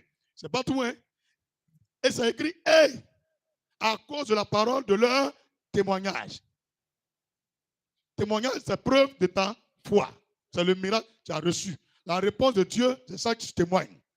Maintenant, la Bible déclare dans son dernier livre, avant que Dieu va venir juger le monde entier, il dit, le diable, en vérité, ce qui peut le détruire, c'est moi, Jésus, ma croix, ma crucifixion, mon sang qui est versé. Mais ce n'est pas fini. Vous aussi, les chrétiens, votre témoignage, c'est les deux qui dominent le diable. Mais la croix de Jésus, c'est déjà réalisé. Il est mort, il a été enterré, il a ressuscité, il est allé au ciel, ça fait 2026 années. Maintenant, 50% là, ça est dans la main de qui maintenant? Dans toi, ta main. Donc, si tu n'as pas de témoignage, tu ne peux pas vaincre la sorcière qui te fatigue. Tu ne peux pas. Si tu n'as pas de miracle, tu ne peux pas convertir les gens. C'est pourquoi la foi est très, très importante. La foi est très importante, tu dois l'avoir. Tu dois avoir la foi. Tu es obligé. Parce que si tu n'as pas la foi, tu ne peux pas vaincre le diable. Et c'est ta foi qui te connecte au miracle. Tu as bien compris maintenant? Le diable est vaincu par la croix de Jésus, le sang de Jésus, et par notre témoignage. Ils n'ont pas aimé leur vie jusqu'à craindre la mort. Mon témoignage, plus la mort de Jésus, me donne la victoire sur tous les musulmans, tous les francs-maçons. Parce que quand je vais lui dire, là où tu vas, Dieu n'est pas là-bas, il dit quelles sont les preuves. Mais les preuves, ta fille est morte. Il dit oui. Jeune fille, Assita, lève-toi. Elle se lève. Mais l'imam devient chrétien. C'est ça, on dit la foi sans preuve est fausse. Foi sans preuve est fausse. Il est au chômage. Il dit les francs-maçons, il est au chômage. 20 ans de chômage. Tu lui dis demain, avant 10 heures, ils vont t'embaucher. Il va à 10 heures, il t'appelle, il dit prophète, on m'a pris. Mais il a converti. C'est ça, nous, on fait, nous les chrétiens. Et c'est pourquoi il vous a montré les 4 différentes terres. La seule terre qui fait le miracle là, c'est la 4e terre, là, la bonne terre. Tu as compris? Tes histoires de faire la connerie là, ça ne fait pas miracle. Tu es chrétien cadeau. Tu as compris? Est-ce que tu veux changer? Est-ce que tu es prêt pour changer? Acclamons Jésus puissamment. Amen. Amen. Dis la preuve évidente de la foi. Première preuve, notre victoire. Notre victoire. J'ai cité, mais maintenant je viens de nommer. Il y a 2 preuves. Notre victoire. Les gens qui te fatiguent, qui prennent ton nom pour envoyer chez Marabout, qui enterrent les choses pour te faire mourir. Si tu as eu la victoire sur eux, toi-même tu reconnais que tu as la foi. Quand eux-mêmes voient ce que tu es en train de faire, eux-mêmes ils savent que tu es un homme de foi. Et puis ils peuvent te suivre. Tes cousines, tes tontons, elles sont des sorcières. Elles font des réunions. Elles décollent au village. Elles viennent. Et puis elles ont toutes échoué. Elles voient, elles sont en train de mourir un à un. Quand tu arrives et puis tu leur dis, voilà la Bible, elles vont prendre. Elles reconnaissent qu'elles ont tout fait, elles n'ont pas pu te manger. Donc ta victoire sur la sorcellerie, sur les démons, c'est la grande preuve de ta foi. Il y a 2 preuves. Première, c'est notre victoire. Les gens nous fatiguent. Maintenant, Goliath, il est mort. Cette victoire est une grande preuve de notre foi. La mort de Pharaon en Côte d'Ivoire est une grande preuve de la foi des chrétiens. Et ils ne doivent pas se décourager. On monte, on descend, il va mourir. On monte, on descend, il va mourir. La succession, là, je répète, ça n'aura pas lieu.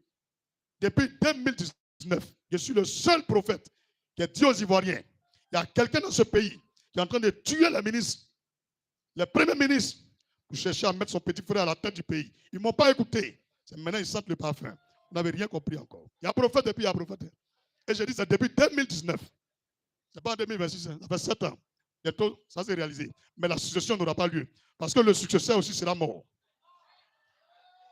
Acclame le Seigneur Jésus. Si ce n'est pas un prophète, pasteur peut dire ça là. Tu sais qu'il parle de toi, mais tu ne peux rien créer. Colo. Avec des mots accessibles à tout le monde, mais tu ne peux rien créer. Même le procureur, il écoute le mot, mais il ne peut pas. Acclame Jésus. C'est ça la foi. Et salue tous les procureurs dans le monde entier. Dimanche prochain, je vous invite à notre culte de célébration. Jésus est Seigneur. Acclamons-le encore. Est-ce que Jésus est parmi nous? La victoire des chrétiens est l'évidence de la foi. Notre victoire est notre grande évidence. Le jour où Pharaon est mort, c'est vrai, la mer Rouge a été fondue en deux.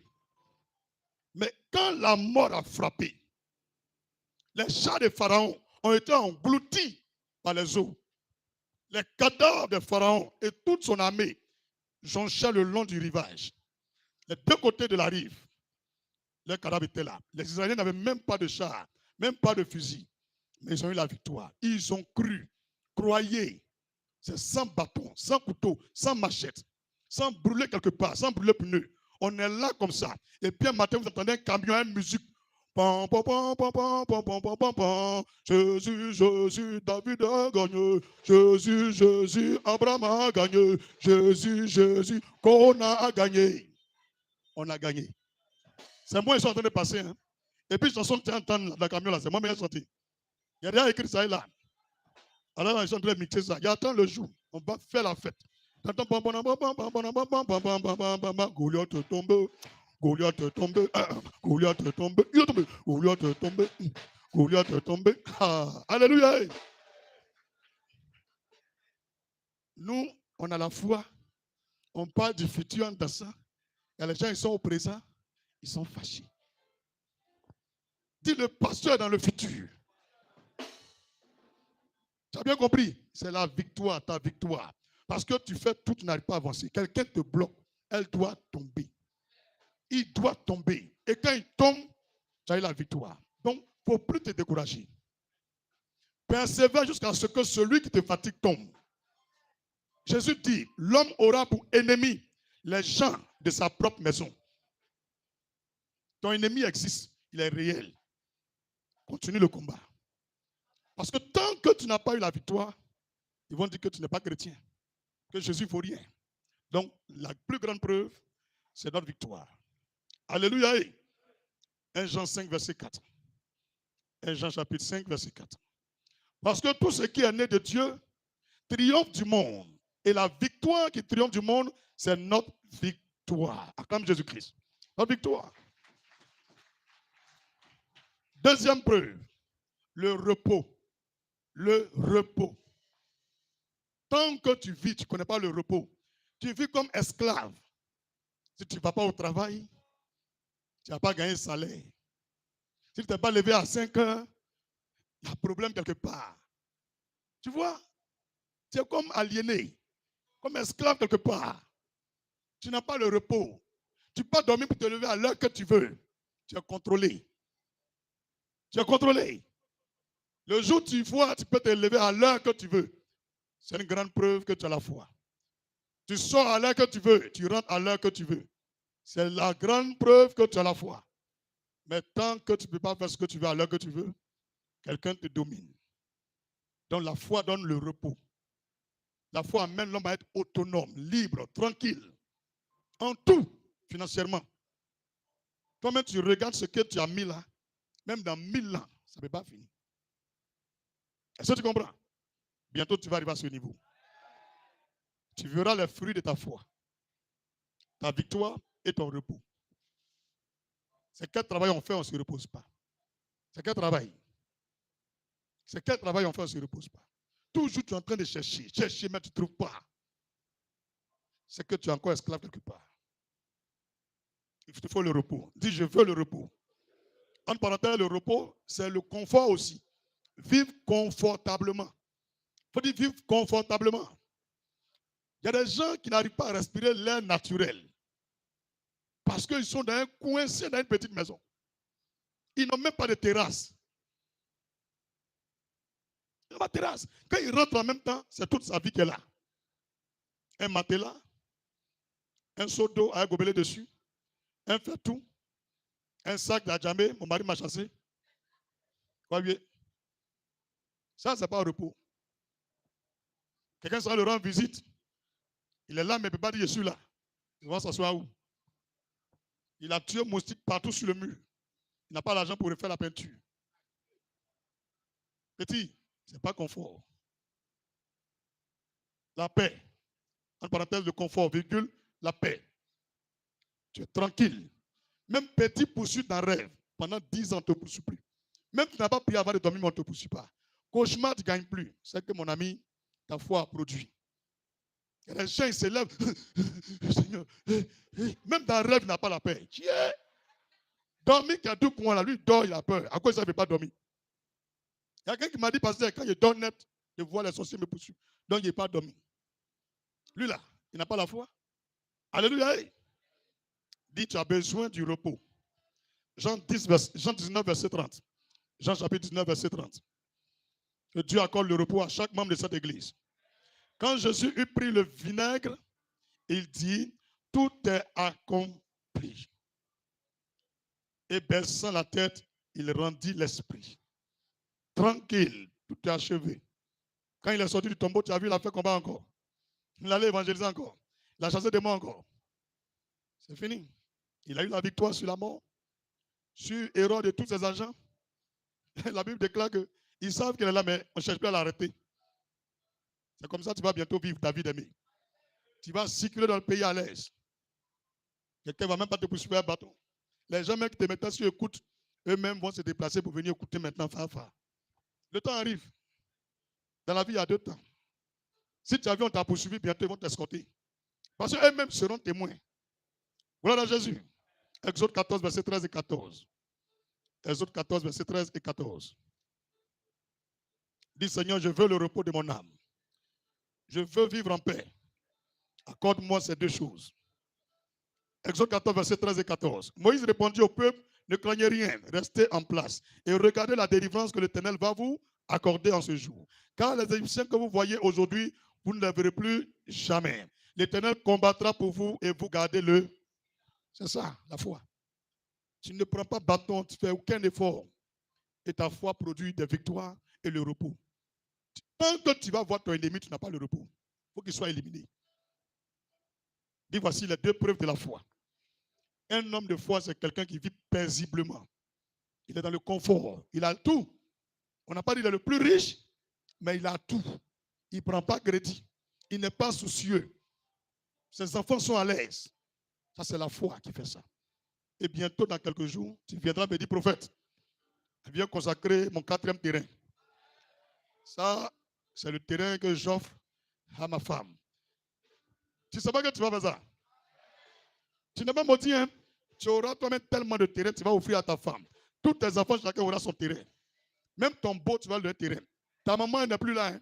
Mais tu vas partir donner terrain à tes frères et tes soeurs. Pour ne pas qu'ils vont venir conquérir ta maison. Construire pour eux. Un truc de 10 chambres, 2 salons. Il dit, ah, la famille. Ça, voici les clés. C'est pour vous. C'est ça la foi. La foi doit être visible. Ta famille, même quand tu l'as dit dimanche, eux-mêmes viennent premier à l'église. Tu n'as même pas dit allons. Maison, même quand eux-mêmes dorment dedans, il dit non, notre frère là, si ce n'est pas Jésus, de toute façon, notre famille, on souffle là. C'est qu'il m'avait prié, oui, prie aussi. Tu vas sauver ta famille, tes frères et sœurs. Donc, continue de croire. Il ne faut pas te décourager. Les gens te regardent. Il faut te taire. Cherche-toi. C'est un qui tue l'éléphant et puis tout le village mange. Tu es un missionnaire pour toute ta famille. Il ne faut pas les laisser t'envoyer derrière. Il faut lutter, il faut grouiller, bats-toi. Tu vas les aider bientôt. Alléluia. Alléluia. Dernière partie, grand combien? Grand combien? C'est un peu rapide ou bien c'est pas rapide? Grand 4. Les niveaux de foi. Les niveaux de foi. Grand 4, les niveaux de foi. La foi est mesurée. Elle est majeure et elle est prioritaire dans la vie chrétienne. La foi est mesurée. Elle est majeure et prioritaire dans la vie chrétienne.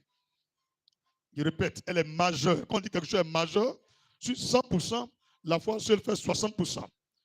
L'onction, la sanctification, la prière, le jeûne, tout ça là, le donner, la fidélité, l'humilité, c'est 40%.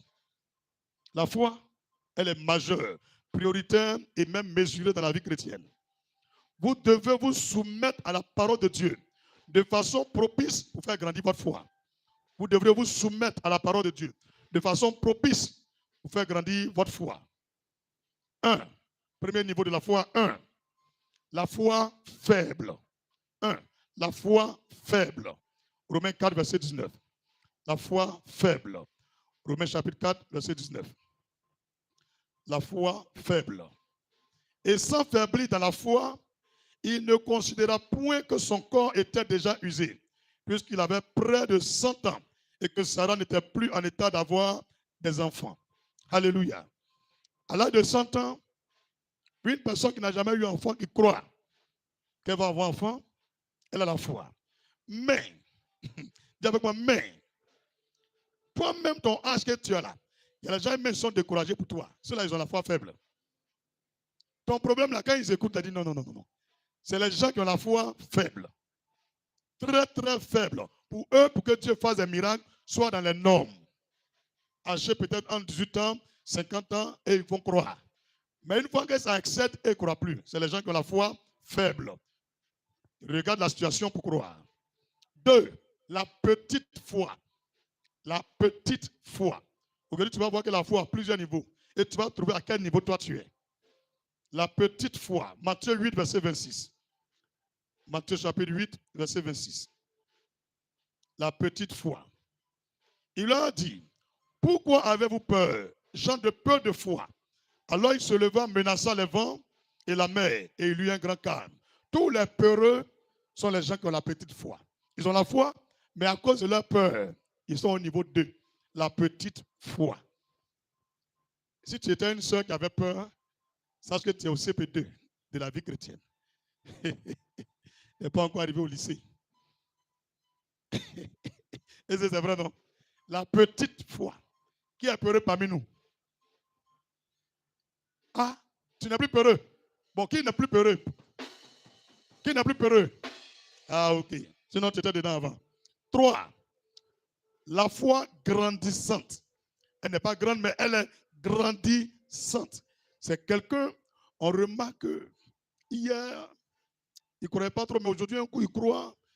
Quand les choses arrivent, il commence à espérer. Sa foi est grandissante. Alléluia. Ça, c'est le niveau 3. C'est des gens qui ne stagnent pas. Ils n'abandonnent pas. Mais par moment, il veut glisser un peu, mais il espère que les choses vont changer. Lui, sa foi l'a grandi. 2 Thessaloniciens 1, verset 3. 2 Thessaloniciens chapitre 1, verset 3. 2 Thessaloniciens chapitre 1, verset 3. Nous devons, à votre sujet, frère, rendre continuellement grâce à Dieu, comme cela est juste.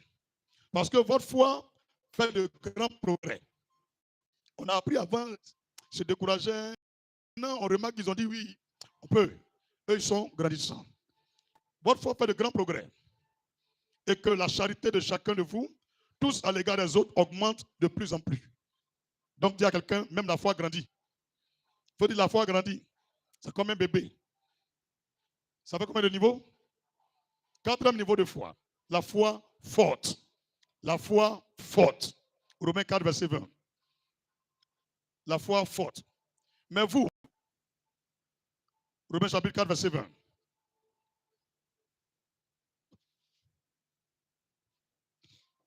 Je peux lire? Romains chapitre 4, verset 20. Il ne douta point par incrédulité au sujet de la promesse de Dieu, mais il fut fortifié par la foi, donnant gloire à Dieu. Il s'agit de qui ici? D'Abraham. Alléluia. Il ne douta point par incrédulité au sujet de la promesse de Dieu. Donc les gens qui ont la foi forte, c'est les gens, toutes les promesses qui sont dans la Bible. Les promesses que Dieu fait aux chrétiens, peu importe ce que tu vas leur dire, eux dans leur tête, ils savent qu'ils vont vivre toutes ces promesses avant de mourir. C'est les gens qui ont la foi forte. Il sait, elle croit qu'elle va vivre tout ce que Dieu a dit. Peut-être le temps n'est pas arrivé, mais je serai ce que Dieu a dit. Quand il fait un rêve, c'est que lui voit là. Tu ne peux pas enlever dans sa tête. Il ne doute jamais. Même quand le pasteur même est découragé, lui il croit. Lui, il a la foi forte. Mais il y a encore 2 autres classes. La grande foi. 6e niveau. 5e niveau. 5e niveau. Le niveau de la foi forte, là, il y a un secret. Hein. Si tu veux avoir une foi forte, pour que les promesses de Dieu se réalisent dans ta vie, il faut avoir une vie d'adoration et de louange. Ça augmente la foi forte. C'est le secret qu'elle a. Si tu veux que tout ce qui se passe, tout ce que tu as dit, tu veux que ton cœur de ce découragement tu vas avoir pour t'accrocher à une vie d'adoration et de louange. Tu aimes l'adoration, tu aimes la louange. À chaque fois que tu seras en train de louer et adorer, tu verras que dans l'adoration, tu vas te rappeler des promesses de Dieu. Oh Seigneur Jésus-Christ, je sais une chose, tu m'as dit, je serai la tête, jamais la queue, je sais que tu le feras. Le moment n'est pas peut-être aujourd'hui, mais j'espère et je crois en toi que tu feras. C'est les gens, ils aiment ça. Ils aiment rappeler les promesses de Dieu dans l'adoration. Et puis ils sont émerveillés. Quand ils finissent, leur foi est relevée, ils continuent. C'est le secret de la foi forte. La grande foi fait de vous un grand homme. Un homme qui a la grande foi fait de vous un grand homme. Tu deviens comme David, comme Abraham, tu deviens comme Paul, comme Pierre, comme Jésus. Le monde entier parlera de toi. Tu deviendras un homme remarquable. Même si tu n'étais pas connu avant. Mais le fait que tu as une foi grande, tout le monde entier parlera de toi. Tu seras forcément un grand homme. Même tu peux devenir président un jour. Tu peux devenir le plus riche du monde un jour, avec la grande foi. Tout ce que les gens n'ont jamais vu, toi, tu peux le devenir. Donc, forcez, avant de mourir, tu seras grand. Forcez, la grande foi fait de nous des grands hommes. Marc 8, verset 5 à 10. Donc, pour le moment, ça fait 5 niveaux. Qui a déjà choisi son niveau? Qui a déjà choisi son niveau? Bon, qui a déjà vu son niveau, mais ça ne lui plaît pas, il veut changer maintenant. Ah, ok. Bon, moi, il change. Marc 8, verset 10, non, verset 5 à 10. Marc 8, verset 5 au verset 10. Jésus leur demanda, combien avez-vous de pain? 7, répondit-il. Alors il fit asseoir la foule par terre, prit les 7 pains et après avoir rendu grâce, il les rompit et les donna à ses disciples pour les distribuer et il les distribua à la foule. Ils avaient encore quelques poissons et Jésus, ayant rendu grâce, les fit aussi distribuer. Ils mangèrent et furent rassasiés et l'on apporta 7 corbeilles pleines des morceaux qui restaient. Ils étaient environ 4000. Ensuite, Jésus les renvoya. Frère, pour opérer ce genre de miracle, il faut la grande foi. Paul n'est pas là. Nous, on n'était pas là. Mais il y avait au moins 12 apôtres. Eux, ils témoignent que il y a un peu d'argent dans le sac qui vont aller acheter du pain pour partager. Eux, leur foi là, c'est lié aux moyens. Ce qu'on voit. Et il y a un qui a dit, ah, avec cette foule-là, c'est écrit 4000 hommes. Ou bien, c'est pas écrit 4000 hommes. 4000 hommes. En Israël, on ne compte pas les femmes et les enfants qui ont moins de 18 ans. On ne compte pas les femmes. Donc les 4000 hommes là, c'est 4000 garçons qui ont plus de 18 ans. À l'église, les femmes sont nombreuses que les garçons. Il faut ajouter au moins 6000. Et les enfants sont nombreux que les hommes. Parce qu'un père a au moins 2-3 enfants. Alléluia. Donc multiplie au moins, encore par au moins 8000. Donc environ au moins 30 000 personnes. Ils viennent de manger du pain et du poisson. Par un miracle. Donc la grande foi, comment on la manifeste? C'est la folie. Dis avec moi, la folie. C'est la folie. Une croyance folle. Pendant que les gens cherchent l'argent pour l'acheter, il dit, mais tu as du pain là-bas, non? On voit. Je vais prier, Dieu va multiplier ça. Donc, une personne qui a la grande foi, c'est quelqu'un qui pense faire des choses qu'on n'a jamais vues. Les choses qui n'existent pas. Qu'on ne peut même pas penser. Lui, il pense ça. C'est lui qui a la grande foi. Et c'est ceux-là que Dieu recherche. Et il fait des grands. C'est ce que David a fait. On dit on va former quelqu'un pour combattre le monsieur. Saül dit, lui là, depuis son enfance, il a été entraîné à la guerre. Que petit, tu ne pourras pas. Tiens mon ami pour partir. Il dit, c'est trop lourd. Moi, je suis habitué à cailloux et puis lance-pierre. On le regarde. Ils ont dit, ça va se sacrifier. Il est fou. Il a une confiance folle en Dieu. C'est ça la grande foi. Quand tu regardes ta vie, tu n'as même pas 1 milliard dans ton compte bancaire. Mais déjà dans ta tête, tu réfléchis qu'un jour, tu vas offrir à l'église Christ Family un temple de 200 000 places. Dans ta tête, tu es bête de ça. Même quand tu respires, tu dis, moi, j'ai construit un temple, 200 000 personnes. Dieu voit dans ton cœur, c'est une grande foi. Il va exécuter. C'est la même chose. Tu te regardes comme ça, tu dis, qui est? Non. Aujourd'hui, si je n'ai rien fait au temple, Seigneur, il faut au moins 5 cadavres se réveiller. Là, les sourds, les bobos, les aveugles, là, quand ils frappent, on a tous se réveiller. C'est à ça que tu penses, c'est à ça que tu espères. Tu as une grande foi. Pendant ce temps, il y a un autre pasteur, Lui est en train de prier pour que les gens n'ont qu'à venir à la veille. Une foi faible. Ma fille, tu as vu la différence? C'est ce qui est dans ta tête là. C'est ça qui change ton niveau de foi. Qui a les grands projets dans sa tête? Qui croit que Dieu peut faire? Change ta mentalité. Ta foi va grandir. Alléluia. Matthieu 15, verset 28. Matthieu 15, verset 28. Alors Jésus lui dit, femme, ta foi est grande. Qu'il te soit fait comme tu veux. Et à l'heure même, sa fille fut guérie. Une femme cananéenne. Alléluia. Elle criait derrière Jésus, les gens la chassaient. Elle a tout fait, elle est venue se prosterner devant le Seigneur. Il a dit, je ne peux pas prier pour toi. Que moi, je prie pour ceux qui sont fidèles. Toi, tu es une païenne. Elle dit, ça ne fait rien. Jésus a donné une parabole. Que quand les chiens mangent, et quand les hommes mangent, les enfants mangent avec leurs parents, les morceaux de pain qui versent sous la table, là, c'est ça les chiens mangent. Que je ne peux pas prier pour toi. Elle dit, ça ne fait rien. Je sais que tu me vois comme une chienne. Une femme qui a une mauvaise vie, une païenne, une féticheuse. Mais aujourd'hui, là, Jésus, je crois en toi. Les morceaux de pain que les chiens mangent là, moi, j'ai mangé ça. Je n'ai même pas besoin que tu pries pour moi. Il faut juste te rappeler de ce que je t'ai dit. Ma fille est en train de mourir. Tu as entendu, ça me suffit. Jésus l'a regardé. Les autres veulent que Jésus n'a qu'à aller chez eux pour toucher la personne. Elle dit, je voulais juste te dire ça. Il dit, ta foi est grande. Tu n'as pas besoin physiquement d'être chez moi. Quand il est arrivé, sa fille est guérie. La grande foi. Tu penses que pendant que nous prêchions, tu as un problème que tu veux que Dieu n'a qu'à résoudre dans ton cœur. Tu dis, demain, lundi, il ne va pas trouver ce problème. Et tu crois fermement, sans même expliquer à quelqu'un. C'est la grande foi. Demain, quand tu vas arriver, le problème est réglé.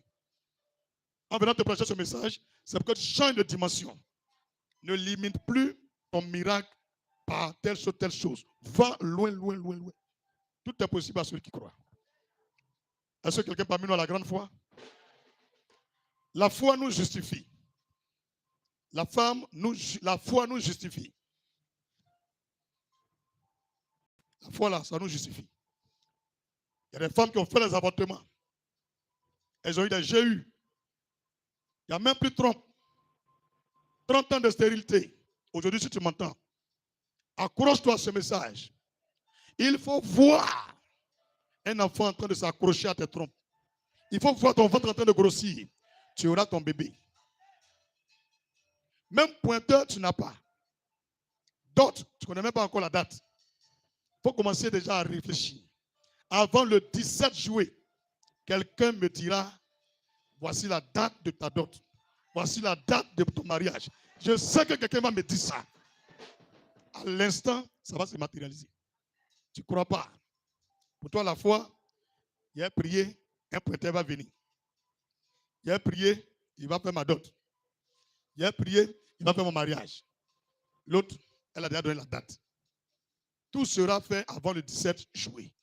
Et puis elle croit ça. C'est ça la grande foi. Et quand tu commences à expérimenter la grande foi, tu vas encore au-delà. Tu fais plus de miracles encore. Dernière chose, dernier niveau, c'est combien? 5. C'est combien? 6. La foi enracinée et établie. La foi enracinée et établie. Colossiens 1, verset 23. Colossiens chapitre 1, verset 23. La foi enracinée et établie. Colossiens chapitre 1, verset 23. Colossiens chapitre 1, verset 23. Si du moins vous demeurez fondés et inébranlables dans la foi, sans vous détourner de l'espérance de l'évangile et que vous avez entendu, qui a été prêché à toute créature sous le ciel et dont moi, Paul, j'ai été fait ministre. La foi enracinée et établie. Voilà cette foi. Si vous demeurez dans cette foi, dans le verset 22, pour vous faire paraître devant lui, saint, irrépréhensible, sans reproche. La foi établie, c'est une foi qui garantit tout ce que tu veux sur la terre et ton paradis. On ne verra jamais défaut sur toi. La foi établie, c'est quelque chose qui te caractérise dans le comportement, dans le témoignage, dans les miracles. Tu es irréprochable devant Dieu, devant ses anges, devant Satan, devant les démons, devant les hommes. On cherche défaut, on met piège partout, on ne trouve pas. Ça, c'est la foi enracinée et établie. Sans oublier que les miracles sont là. Hein? Tu veux quoi maintenant?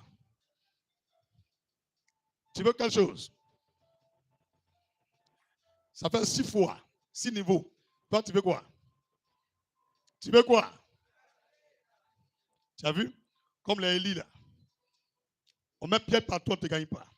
Quand tu parles en même temps, tu fais un miracle. Pour toi, là, la foi, là, c'est comme, de toute façon, le sang circule en toi, là. Tu es comme ça, un homme de foi. Tu ne connais jamais ce qu'on appelle découragement. On ne peut pas t'ébranler. On ne te surprend pas. Tu crois que tout est possible. On dit, il a volé. Tu dis, oui, mais c'est normal. C'est un voleur. Tu n'es jamais étonné. Tu es bête, tu crois en tout. Jésus, on est ensemble. Hein? Alléluia. J'ai fini mon message, par ça de la semaine. Aïe, tu es content? Ou bien il a fini vite? C'est chap-chap. Mais est-ce que tu as compris le message là? Il a prêché sur quoi? Il a prêché sur quoi? Le niveau de la foi. C'est important la foi. Donc pour avoir un niveau supérieur dans la foi, est-ce que c'est l'homme de Dieu? Ça se passe où? Dans toi, mettons, ici. En résumé, pour retenir ça, c'est dans mon cœur que ça se passe. Dans ton cœur. Ce que tu vois là, c'est ça qui fait ton niveau. Si tu es là encore, tu penses que c'est à cause de telle chose, Dieu va te priver de telle chose, toi tu n'es pas encore enraciné et puis établi. La foi établie et enracinée là, s'en fout de péché. Hein. Le péché même ne peut pas te toucher même. Satan même te regarde, mais lui-même il ne se culpabilise même pas même. Il a l'aise, il vit tranquille. Non, non, non, on a fini à ça. Pendant que l'autre est en train de dire, Seigneur, il te demande pardon, dimanche, je ne peux pas partir à l'église. Il a regardé pour nous. L'autre se lève et dit, Seigneur, je te rends grâce parce que ta croix me suffit. Merci, tu m'as justifié. Gloire, l'onction descend. Aïe. On avait même péché, mais lui, il a l'aise. Tu ne sais pas qu'il a établi. Sa foi, là, l'a établi. Lui, il ne fait rien ça. Il dit, il est mort à la croix pour moi. Toi, tu fais quoi encore en train de crier là-bas? Dieu m'a abandonné à cause de Aoko. Réveille-toi. Tu penses à cause de masturbation, tu as parti en affaire. On me dit toujours le faux, dit à cause de Aoko. Tu as parti en affaire. C'est ça, tu penses. Il dit, tous les péchés, il pardonne. Un seul, le blasphème contre le Saint-Esprit. Tu attribues la gloire de mon Dieu à des démons. Le miracle que moi, mon Jésus fait, tu insinues ça à l'œuvre d'un démon. C'est mieux demander si c'est Dieu qui a fait ou ce n'est pas Dieu, au lieu d'attribuer ça à des démons. Ce seul péché-là, c'est ça qui ne va pas te donner le paradis. Donc, pourquoi à partir d'aujourd'hui, là, tu as pleuré, à cause de quoi? Un petit débouquet derrière la maison. À cause de ça, là. Tout ce que quelqu'un va dire à cause de ça, là. Dis, je suis enraciné. Je suis établi. Débouquet est trop petit pour m'envoyer derrière. Des changes de mentalité. Attends, toi, tu ne savais pas ça. À cause d'un petit débouquet, tu ne viens pas à l'église. À cause de ça, je suis souillé. Mais regarde ta condition. Les sociétés sont toutes de manger. Il dit tous ont péché, sont privés de la gloire de Dieu. Mais ils ont eu quelle grâce? Jésus est mort pour tous. Aïe, son sang est versé pour ce péché-là. Il dit confesse. Et puis, oui. Tu viens, tu dis pas ça. Ah, il y a des bouts qu'il y a encore au quartier. Quand tu as fait ça, le jeudi, lève les mains pour toi. C'est fini. Ceux à qui vous pardonnez les péchés là seront.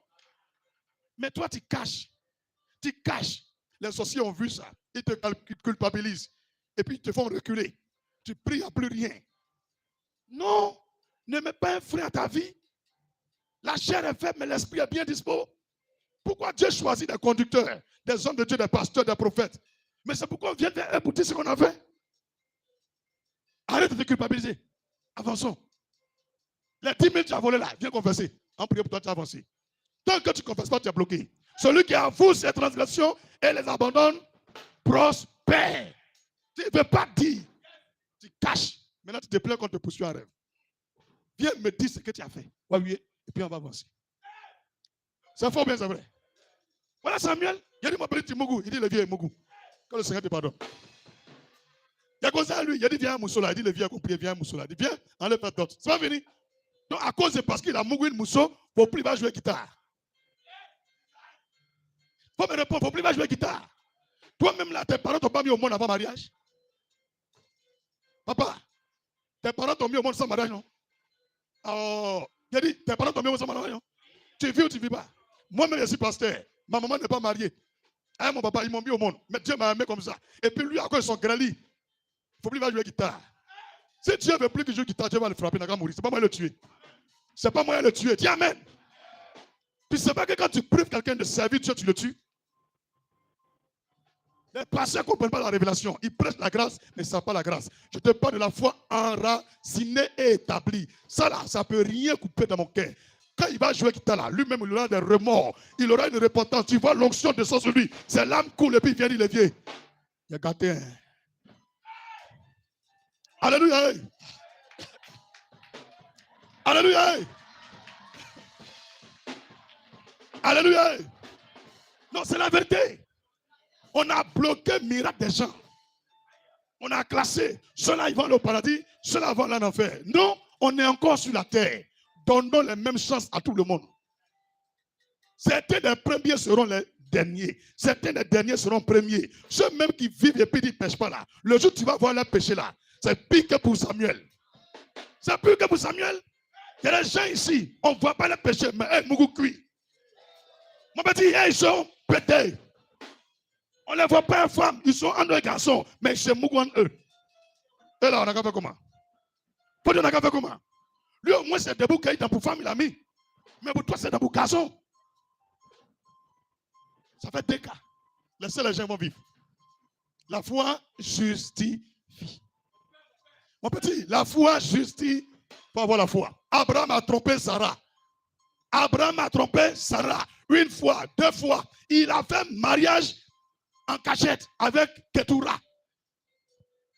Il a enceinté la servante de sa femme, Agar. Abraham est le père de la foi. Il est l'ami de Dieu. Il a Mougou à côté. Est-ce que tu m'entends? Est-ce que tu m'entends? Mais il est l'ami de Dieu. Dieu dit, est-ce que je peux faire quelque chose sur la terre sans révéler à Abraham? Toi, tu te sanctifies là, il ne te dit pas. Mais Abraham qui mougou à gauche, à droite, là, il entend voix de Dieu. Dis prophète, avance. Dis prophète, avance. Quand Dieu est venu lui dire à Abraham, ce que tu fais, ce n'est pas bon. Il dit, hey, qu'est-ce que j'ai fait? Il dit, les 2 autres femmes là, prends une partie de l'héritage, donne-leur avec les enfants. Et puis il faut rester avec ta femme seule. Mais le jour où Abraham péchait là, pourquoi Dieu ne l'a pas empêché? Dieu l'a ramené à raison plus tard, parce que sa femme se plaignait. Elle dit, la petite fille là, elle me manque de respect. Elle ne me respecte pas. Dieu dit, Abraham, ta femme a raison.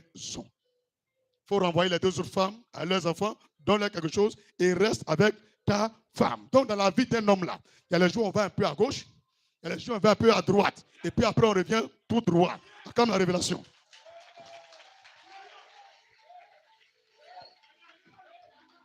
Si tu n'es pas d'accord, c'est ton. Il ne faut pas faire une petite fille va voler ton mari. S'il est parti à côté, prie. Plains-toi devant Dieu comme Sarah. Il va revenir. Je vous dis la vérité, vous me regardez, vous les femmes là. Donc vous ne voulez pas que vous preniez la vérité. Les garçons acclament, les femmes font comme ça. Dis, ça fait 2 cas. Aïe, démenti. Démenti. Aïe. Je suis qui pour condamner ton mari? Je suis qui? Même David, l'homme selon le cœur de Dieu, il a mougou de quelqu'un. Son bon petit, il a mougou sa femme. Et puis il a déjà ça, et puis il a marié ça. Je dis, mais Seigneur, quelle abomination. Le Seigneur dit, ferme ta bouche. Tu n'as rien à voir dedans. David est parti, je n'ai prié. Je lui dis, ce que tu as fait n'est pas bon. Il dit, Seigneur, je te fais la promesse. Les 3 autres femmes là, je ne vais plus les tchoukou-tchoukou. Dieu dit, mais pourquoi? Il dit, la dernière, la petite fille là, petit modèle là, c'est elle est gâte. Dieu dit, David, ce n'est pas bien ce que tu fais. Comme tu te connais, je vais tuer l'enfant que vous avez eu là. Il dit, pardon. Il dit, non, il a été puni. L'enfant est mort. Il avait dit, Seigneur, je te fais la promesse. Mon kiki là, je ne mets plus ailleurs, à part dans cette fille. Dieu dit, mais et ta femme? Il dit, non, non, je ne la touche plus. C'est ça que je veux. Il dit, d'accord, il accepte. Marie-la alors. Et puis il a marié. Et la Bible déclare jusqu'à sa mort, il n'a plus mis son kiki ailleurs. Il n'a plus mis son kiki ailleurs. Et puis c'est des femmes-là que Salomon, le plus sage, le plus riche du monde, est né. Moi, je suis qui pour le condamner? Ah. Faut dire voilà ça. Il faut lire ta Bible. Si tu lis ta Bible, tu ne vas plus condamner les gens. Il faut lire. On ne te parle de la foi. David était un homme de foi. La foi, là, c'est comme ça ferme les yeux de Dieu. Dieu, c'est la foi seulement, il regarde. C'est pourquoi j'appelle la foi les yeux de l'esprit. J'ai appelé la foi les yeux de l'esprit. Un homme qui a la foi est plus grand devant Dieu. Quand Dieu regarde les hommes, c'est ceux qui ont la foi, il les met en haut. C'est ta foi, Dieu regarde. C'est pourquoi quand Dieu parle, à la fin, il dit, le jour où moi, Jésus, je reviendrai sur la terre, est-ce que je vais trouver quelqu'un qui a gardé la foi? Il n'a pas dit quelqu'un qui se sanctifie. Est-ce qu'il a demandé ou bien ça vaut? Parce qu'il sait que cette sanctification-là, c'est spirituel, c'est financier, c'est physique, c'est corporel. En tout cas, c'est à tous les niveaux. Peut-être quelque part tu as péché, tu seras privé de la gloire de Dieu. Donc Dieu va nous justifier par notre foi. Le reste des petites erreurs là, réglons ça, on va aller devant. Il a établi des gens parmi vous. Allez vers eux. Ah, homme de Dieu, j'ai péché la semaine là. Quel est ton péché? Avoue-le-moi. Et puis tu avoues, c'est fini. C'est le Saint-Esprit qui va faire jusqu'à ce que tu seras irrépréhensible. C'est pourquoi je te parle de dernier niveau de foi là. On appelle ça foi enracinée et établie. C'est une fois qu'on a ça là, le péché ne vient pas même. Quand tu deviens irrépréhensible, irréprochable, tu deviens parfait. Donc tu ne peux pas avoir cette foi et puis faire les conneries. C'est pourquoi vous avez cité les 3 premières terres. C'est là-bas on fait conneries. Dans la faible foi, la foi petite. Mais au fur et à mesure que tu progresses, à cause de tes miracles que tu regardes, ta destinée, tu n'as pas le temps d'aller tourner dans les conneries. Donc les gens grandissent. 15 ans, 30 ans, 50 ans, c'est la même chose qu'on vient à l'église, on grandit dans la foi. Avant d'arriver à la foi établie et enracinée, mais laissons les gens aussi avoir la grande foi. Alléluia! Hey. Alléluia! Hey. Dis, laisse-moi grandir spirituellement. On ne peut pas grandir sans casser les canaris à la maison. Sharon regarde les choses, non? C'est comme ça la foi. Un chrétien, là, il est comme un bébé. En marchant dans sa démarche chrétienne, il pêche, il déconne, Dieu le redresse, Dieu le ramène. Jusqu'à arriver à un moment, il atteint la maturité. Et quand il atteint la maturité, on dit qu'il a atteint la foi majeure. Il est établi. Même le péché ne peut pas traverser sa tête. Il est trop concentré. Va voir Élie. Tu as entendu quelle femme Élie a braqué? Ça, c'est la foi enracinée. On ne prie pas pour ça. C'est ta foi qui change ton degré. La sainteté que tu recherches là, c'est ta foi qui va te connecter à ça. Parce que quand tu vas regarder, le temple de 200 000 places, tu veux bâtir. Tu n'as même pas le temps même pour aller coucher avec une prostituée. Ton esprit ne peut pas se connecter à elle. La foi va dégager tous les gens bizarres. Si quelqu'un aujourd'hui n'a pas encore ton niveau, il ne faut pas le précipiter. Je vous ai déjà dit souvent, j'ai fait un rêve où j'avais un petit enfant dans ma main, que j'ai attrapé la main. Et on a commencé à marcher. Et en marchant, le petit, il tombait. Son pied cognait caillou. Il se blessait. Et puis quand on est arrivé devant le Seigneur, il m'a dit, David, tu vois, le niveau que tu atteins là, les fidèles avec qui tu pries là, c'est eux qui représentent le petit garçon là. Tu veux donc à le même niveau que toi. Je t'ai fait traverser des choses pour arriver là. Mais quand tu vas à ce rythme avec ce petit garçon, regarde comme il est blessé. Regarde sa poitrine. Son habit même est déchiré. Est-ce que tu l'as bien conduit? J'ai dit non. Il dit change la manière de faire. Va à un rythme. Non, va doucement. Doucement. Quand il tombe, il le relève. Je soigne et puis on s'en va. Jusqu'à ce que j'arrive devant Dieu sans blessure, sans habit déchiré. Il dit voici l'enfant là. Je vous ai dit la vérité, je ne vous ai rien caché. Que Dieu vous bénisse. Que Dieu nous bénisse. Passage de la semaine. Est-ce que quelqu'un a compris ce qu'il a prêché? Dit laissez-nous vivre tranquillement. Si vous voulez partir au paradis, bouclez la porte, jetez la clé par la fenêtre. Nous, quand notre temps va arriver, Dieu va ouvrir la porte et rentrer. Alléluia. Marc chapitre 4, Matthieu 13. Vous aimez trop juger, vous aimez trop condamner, vous aimez trop critiquer les gens. On ne fait pas comme ça. En 2026, changeons de mentalité. On fait comme Dieu a dit. Il faut qu'on fait comme Dieu a dit. Parce que toi, tu ne mets plus mèche. Parce que tu as reçu la révélation. C'est bien, mais elle n'a pas encore reçu. Laisse-la avec ses mèches. Tu lui as dit une fois, 2 fois. Mais laisse-la. De toute façon, toi, tu as arrêté là. Son jour est arrivé. C'est faux, c'est vrai. Et bien, quand tu vas rentrer dans l'église, tu fais comme sirène des eaux là. Toi-même, sirène des eaux là. Marc chapitre 4, Matthieu 13. Proverbe chapitre 4, Josué 4. Hébreu 11, Juge 6. Juge 11. C'est rapide. Marc 4, Matthieu 13, Proverbe 4. Là, ça va? Josué 4, Hébreu 11.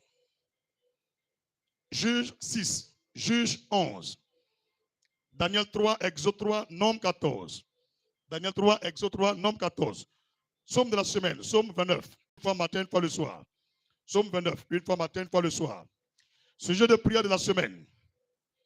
Voué à l'échec tous les projets mystiques et maçonniques dans notre pays en cette année 2026 au nom souverain de Jésus-Christ.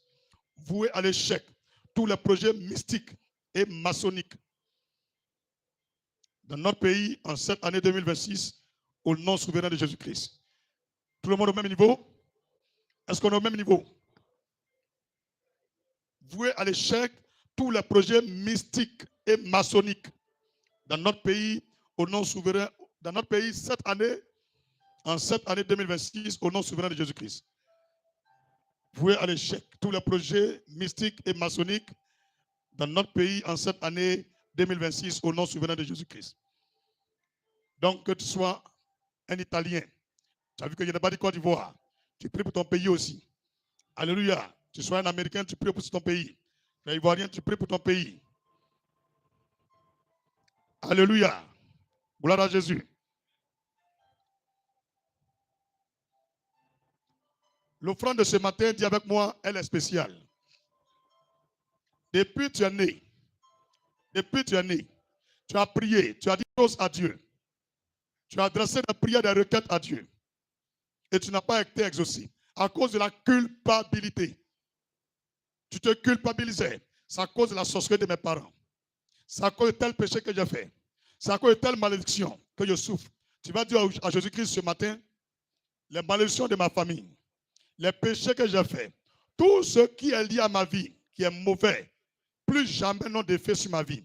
Mais désormais, Seigneur, je t'apporte cette offrande par mon degré de foi en toi. Alors accorde-moi l'exaucement. Que tu aies une petite foi, une foi faible, une grande foi, n'importe quel type de foi, sache que Jésus a dit, si votre foi est comme un grain de sénévé, même le grain de sénévé là, vous pouvez dire à cette montagne, déplace-toi, et elle se posera dans la mer. C'est faux ou c'est vrai? Même si la foi est petite, ça fait miracle. Donc dis à Jésus, mes miracles n'ont pas été empêchés à cause de mes péchés. Non pas à cause de la terre de mes origines, où je suis africain. Mes miracles n'ont pas été empêchés à cause de la terre de mes origines ou des malédictions de mon village. Mais c'est juste à cause de la culpabilité. Ma manière moi-même de juger la chose. Ma manière même de penser. C'est ce qui a été un frein à mon exaucement. Désormais, Seigneur, par cette offrande, toutes les prières que je t'ai adressées depuis que je suis né, qui n'ont pas été exaucées, je reçois des réponses favorables. Je reçois l'exaucement sur la base de la foi que je porte en toi, Jésus-Christ. Et tu envoies ton offrande. Il va t'exaucer au nom de Jésus-Christ. Amen. Amen. Soyez positifs. Soyez positifs. Dieu n'est contre personne. C'est ta capacité de te relever qui est importante.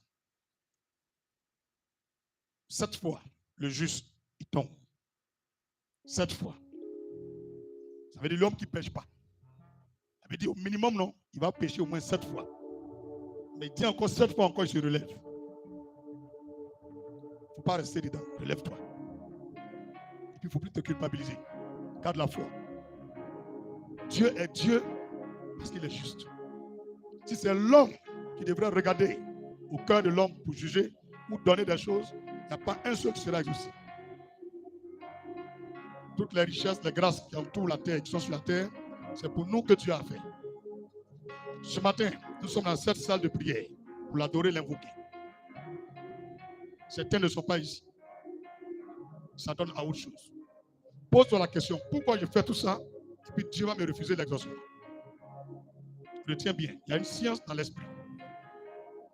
Tant que je pense que je ne mérite pas à cause de telle chose, Dieu aussi s'en tient à ça. Ça s'appelle la culpabilité. Il ne t'a pas dit je te condamne, mais toi-même déjà, tu t'accuses toi-même et tu te condamnes. La plupart de ces gens, c'est eux qui aiment réfléchir dans la tête de l'homme. Ils pensent que non, tu vas dire comme ça. À cause de ça, il a fait comme ça. Non, non, non, non. Il ne faut plus faire ça. Et les chrétiens, beaucoup font comme ça. Tu n'es pas dans la tête de Dieu. Il y a des personnes dans la Bible, même actuellement dans ce monde, petite erreur nette, Dieu l'a retiré sous de vie, meurt. Je dis, il meurt carrément. Souvent tu le cognes. Mais toi, analyse ta vie. Combien d'erreurs tu as faites et puis tu vis? Réfléchis. Dis-toi que Dieu m'aime. Il me fait grâce. Maintenant, manifeste ta foi. Arrête de regarder trop derrière. Tu as un choix de Dieu. Le message que je viens de te prêcher là. Si Dieu ne t'a pas élu, tu ne peux pas entendre ça. Il n'y a pas hasard avec Jésus. Dimanche passé, il y a les gens qui n'étaient pas là. Aujourd'hui, on parle d'un niveau de foi. Tu es là. Je veux que tu changes de niveau. Tu ne connaissais pas ce secret. Ce n'est pas la prière de l'homme de Dieu qui fait que ta foi augmente. C'est ton cœur. Si tu vois grand, tu deviens grand. Si tu vois petit, tu deviens petit. Attire le monde vers toi par tes pensées et ton cœur. Ne limite rien. En aucun cas, n'abandonne plus jamais. Le jour où j'ai lu l'histoire de Shadrach, Meshach et Abednego, premièrement, c'est une fausse accusation. Le jugement et la condamnation, c'est une fausse condamnation. Ils pouvaient dire, on renonce à notre foi.